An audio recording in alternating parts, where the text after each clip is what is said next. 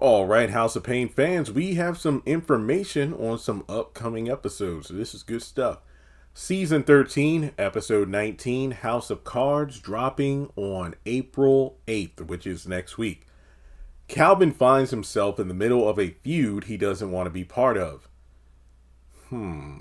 Interesting.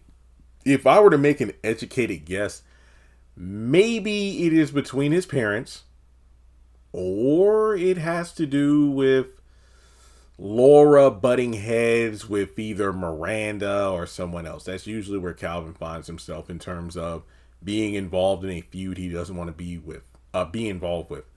Jasmine learns she has more time than she thinks to plan her life, and this has been a great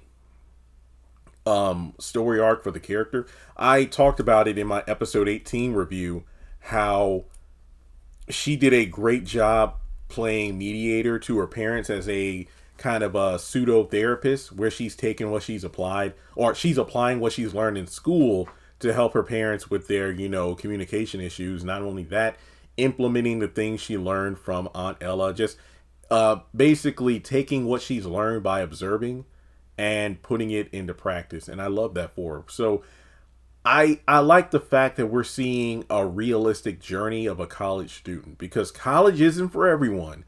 And at the same time, Jasmine is young. I mean, she's definitely, take the sassiness aside, she's wiser than her age. And I love the fact that she doesn't have to, she realizes she doesn't have to be, pinned down to just one thing. She can actually do something with her life that she doesn't have to rush, because thankfully, she has parents who are paying for her student loan. So it seems like by the time, or paying for her schooling. So it seems that by the time she finishes up school, she's not going to have 5 or 6 figure debt. She can go right into the workforce, which is awesome. But, who knows? I don't know. Calvin's going to be in this feud. Maybe Jasmine might play a role in diffusing the situation. And then that could be the thing that makes her realize, wow, okay. But I think it's also important to, highlight the fact that, and I can relate to this too. When I was in college, when you're about to graduate and whatnot, and you see other people, hey, I just got engaged. Hey, that internship I did last semester, I just got a job offer, or, something along those lines.